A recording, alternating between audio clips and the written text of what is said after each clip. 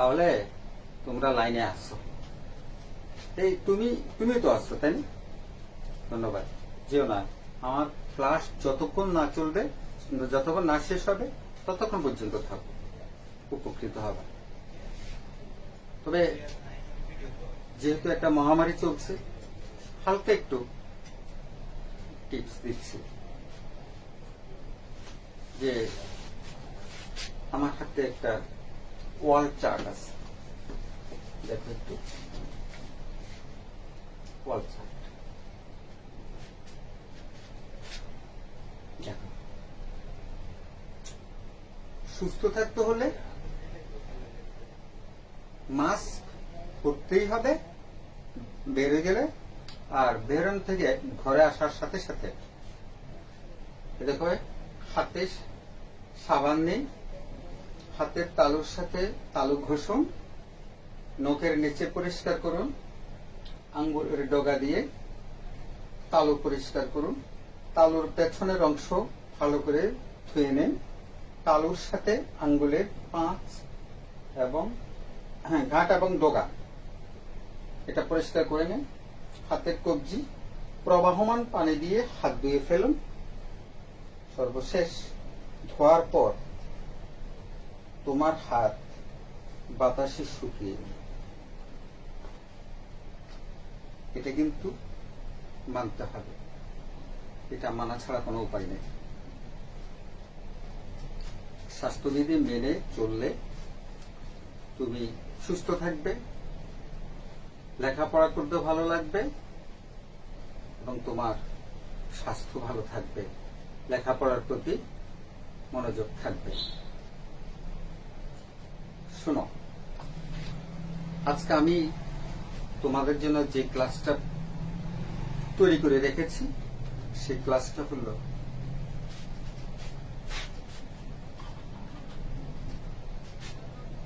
অষ্টম শ্রেণীর গণিত বইয়ের দ্বিতীয় অধ্যায়ে মুনাফা চ্যাপ্টার। এই মুনাফা চ্যাপ্টার খুবই গুরুত্বপূর্ণ এবং প্রত্যেকটি পরীক্ষায়, বিশেষ করে তোমাদের জেএসসি পরীক্ষার জন্য সকল শিক্ষা বোর্ডের খুবই গুরুত্বপূর্ণ একটা প্রশ্ন থাকবেই থাকবে, সেটা হলো মুনাফা চ্যাপ্টার। এখন এই মুনাফা চ্যাপ্টারের ভিতরে অঙ্ক করতে গেলে আমাদেরকে কয়েকটা জিনিস দেখতে হবে। নাম্বার 1, তোমার থেকে প্রশ্নের ভিতরে আসল চাইতে পারে, মুনাফা চাইতে পারে, মুনাফার হার চাইতে পারে এবং সময় চাইতে পারে। মনে রাখবা, তোমার সামনে যদি কোনো মুনাফার অঙ্ক এসে দাঁড়ায়, প্রশ্নে যদি মুনাফার অঙ্ক থাকে, ওই অঙ্কটা থেকে তুমি যদি অঙ্কটাকে ভালোভাবে করতে হয়, নির্ভুলভাবে করতে পারো, তাহলে এই 4টা জিনিস সম্পর্কে জানতে হবে। যেমন আসল, তুমি ব্যাংকে অথবা কোনো অর্থলগ্নি প্রতিষ্ঠানে যদি তুমি যে টাকাটা রাখবা, মূল টাকাটা, ওটা আসল টাকা। এরপর তুমি এই টাকাটা কিছু একটা সময়ের জন্য, 5 বছর, 10 বছর, 15 বছর, 20 বছরের জন্য তুমি টাকাটা ওই ব্যাংকে রাখবে। 5 বছর পর তুমি যখন ব্যাংক কর্মকর্তাকে জিজ্ঞেস করবা যে আমি তো কিছু টাকা রাখছিলাম, তো ব্যাংকে দেখেন তো, আমার হিসাবটা খুলে দেখেন তো আমার এখন কত টাকা হয়েছে। ঠিক আসল টাকা থেকে বেড়ে আরো অনেক টাকা হয়েছে। ধরো তুমি 5,000 টাকা রাখছো, তোমার সেখানে 6,500 টাকা হলো। বাকি 1500 টাকা যে অতিরিক্ত আসছে, ওটা হলো তোমার মুনাফা। এখন তুমি ওই ব্যাংক কর্মকর্তাকে জিজ্ঞেস করলাম যে আমি যে 5 বছরের জন্য যে টাকাটা রাখলাম এই টাকাটা কিভাবে আমার 1,500 টাকা হলো, 1,500 টাকা হলো। তখন সে বলল আপনার প্রতি বছর প্রতি 100 টাকায় 8 টাকা অথবা 10 টাকা করে বেড়েছে। প্রতি বছর 1 বছরের জন্য প্রতি 100 টাকায় যে টাকাটা হয় নির্ধারিত বা নির্দিষ্ট কোনো টাকা যদি হয় সেটাই হলো তোমার মুনাফার হার। এবং কর্মকর্তাকে আরেকটা প্রশ্ন জিজ্ঞেস করি জানার জন্য, সেটা হলো আমার তো মনে নেই, আবার আমার ধারণা আমি এই টাকাটা আমি কয় বছর রাখছিলাম, আমার হয়তো বা কিছু 1-2 বছর বেশ কম হতে পারে, আমি তো দেশের বাইরে থাকি। তাহলে তো একটা ম্যানেজার সাহেব আপনি একটু বলতাম এই টাকাটা কয় বছর রাখছিলাম। যে সময়টা বলছে যত বছর রাখা হয়েছে, যে কথাটা বলেছে সেটা হলো সময়। এখন তোমাকে যদি তোমার প্রশ্ন আসে যে প্রশ্নের ভিতরে যদি চায় আসল কত, তাহলে অবশ্যই অবশ্যই এই 3টা জিনিস ওই প্রশ্নে থাকবে। যদি প্রশ্নে না থাকে তাহলে তোমাকে প্রশ্নের আঙ্গিকে সৃষ্টি করে নিতে হবে। যদি মুনাফা চায় তাহলে আসল মুনাফার সময় ওই প্রশ্নে থেকে তৈরি করে নিতে হবে। দেওয়া থাকলে তো ভালো, না হলে তোমাকে তৈরি করে নিতে হবে। যদি তুমি মুনাফার হার বের করতে পারে তাহলে তোমার কাছে ওই প্রশ্নের ভিতরে আসল, মুনাফা এবং সময় 3টা জিনিস খোঁজ করে নিতে হবে। যদি তোমাকে সময় বলা হয় যে সময় কত সময় পর্যন্ত ছিল বা কত বছর টাকাটা রাখা হয়েছে, কত বছরের জন্য রাখা হয়েছে, তখন সময়, তখন অবশ্যই তোমার এখানে আসল, মুনাফা এবং মুনাফার হার যদি প্রশ্নে থাকে ভালো, না হলে তোমাকে অঙ্ক করে বের করতে হবে। শিক্ষার্থীরা, আমাদের এই মহামারীর ভিতরে যেভাবে আমরা স্কুলে যেতে পারছি না, নিয়মিত ক্লাস করতে পারছি না, তখন মাঝে মধ্যে আমরা শিক্ষামন্ত্রীর মুখে শুনতে পাই আমরা বছর কমিয়ে আনব, অথবা এই বছর যদি আমরা ডিসেম্বরকে সমাপ্তি না ধরে ফেব্রুয়ারিকে সমাপ্তি ধরে, তাহলে অবশ্যই পরবর্তী বছর কমে আসবে 2 মাস, 10 মাসে বছর হবে। তাই আমি এই মুনাফার অঙ্কগুলাকে বিশাল বড় না করে সংক্ষিপ্ত আকারে এই অঙ্কগুলাকে করার জন্য বিশেষ একটা সূত্র আমি তোমাদের জন্য রাখছি। যদি তোমার প্রশ্নে মুনাফা চায়, ডাইরেক্ট প্রশ্ন থেকে তুমি মুনাফার হার গুণ আসল গুণ সময় 3টা জিনিসকে তুমি গুণ করে 100 দিয়ে ভাগ করো, তাহলে তোমার অঙ্কে রেজাল্টের ভেতরে মুনাফার টাকাটা বের হয়ে চলে আসবে। এরপর যদি তোমাকে প্রশ্নের ভিতরে সময় চায়, তখন কি করবা? ওই প্রশ্ন থেকে 100-র সাথে মুনাফা গুণ করবা, আবার আসল এবং মুনাফার হার গুণ করবা। গুণ করার পরে এই প্রথমটাকে 100 গুণ মুনাফাকে আসল গুণ মুনাফার হার দিয়ে ভাগ করলে যে অঙ্কটি পাওয়া যাবে এটাই ওই অঙ্কটার রেজাল্ট। আর একটা হলো মুনাফার হার। যদি তোমার প্রশ্নে মুনাফার হার চায়, তাহলে তোমাকে কি করতে হবে? 100 গুণ মুনাফা, যে মুনাফাটা হয়েছে তার সাথে 100 কে গুণ করতে হবে। এরপর আসল এবং সময়কে গুণ করতে হবে। আসল এবং মুনাফার 100 এবং মুনাফার গুণফলকে আসল এবং সময়ের যে অঙ্কটা পাবো তা দিয়ে ভাগ করলে যেই অঙ্কটা পাওয়া যাবে ওটাই ওই যে মুনাফার হারের ফলাফলটা বের হয়ে আসবে। নেক্সট, আসল যদি চাই তোমার প্রশ্ন থেকে, তখন কি করবে? ঠিক তারই সংক্ষিপ্ত একটা সূত্র যে আছে, আসল গুণ মুনাফা। 100 গুণ মুনাফা, 100কে মুনাফা দিয়ে গুণ করবো।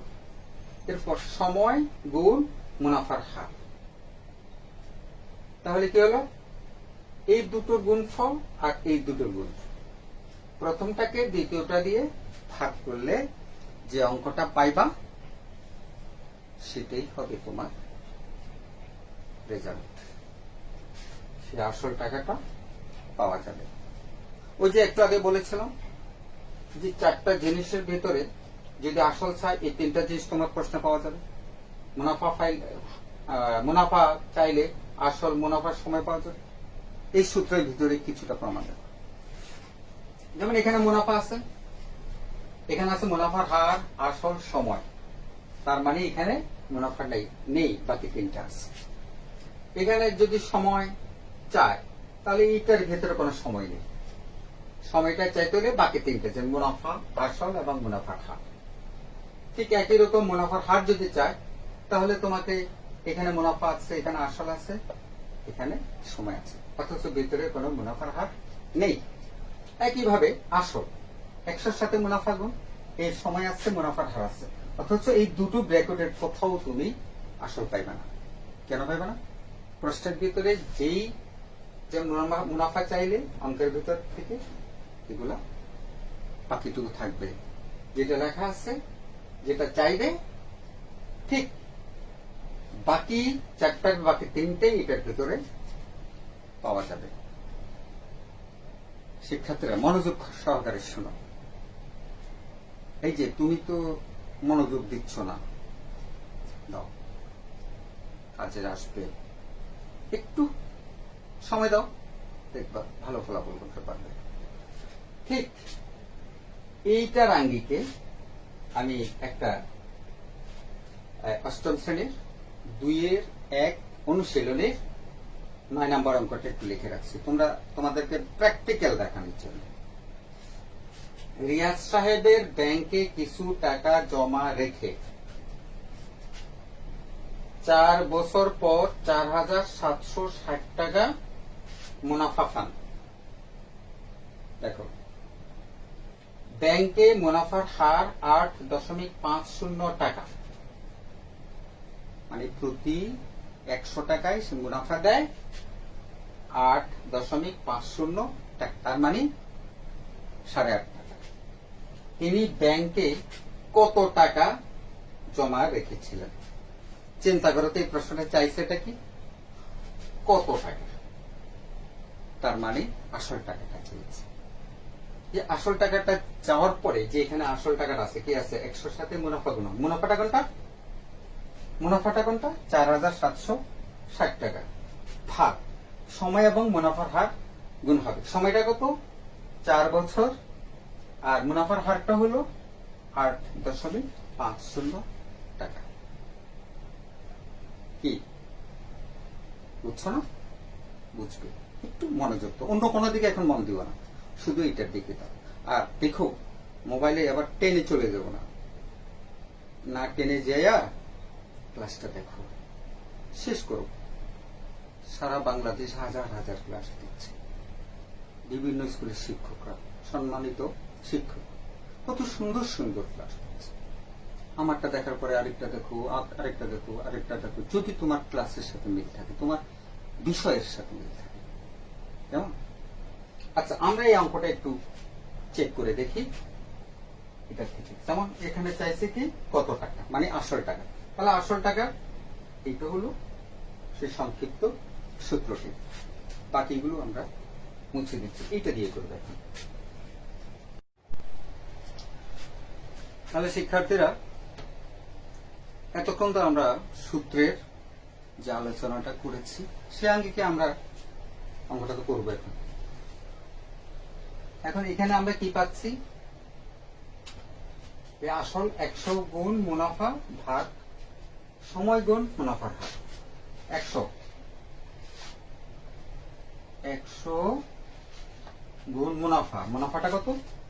4,660 টাকা।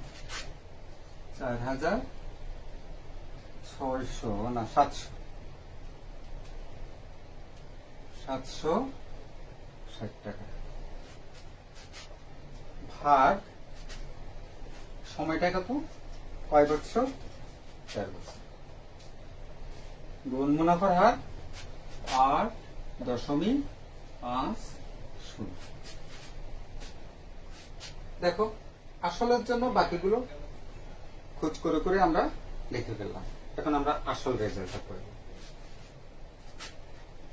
100 দিয়া 4,700 কে যদি আমরা গুণ করি তাহলে হবে 4,76,000 ভাগ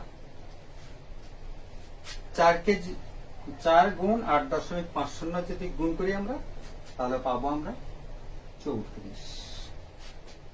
এখন 4,76,000 কে 34 দিয়ে ভাগ করলে পাবো আমরা 14,000। আসল 14,000 টাকা। এইরকম যদি তুমি করো, এইভাবে সূত্র দিয়ে যদি করো তাহলে তোমার অঙ্কটা হয়ে যাবে খুব সহজেই, অতি অল্প সময়ের ভিতরে। তাহলে আমরা 14,000 টাকা এই অঙ্কটার আসল টাকাটা পেলাম। শিক্ষার্থীরা যা হোক অনেকক্ষণ সময় পর্যন্ত অপেক্ষা করছো, ক্লাস দিচ্ছ, এটার জন্য তোমাদেরকে ধন্যবাদ। তোমরা ভালো থাকো, সুস্থ থাকো, নিষ্প্রয়োজনে বিনা প্রয়োজনে বের হবে না। আর সবসময় বের হলে মাস্ক পরে যাবা, আর বাইরে থেকে ভেতরে আসলে হাত মুখগুলো যেরকম ভাবে দেখিয়েছিল এইভাবে ধৌত করে নেবে। ভালো থেকো, আল্লাহ হাফেজ।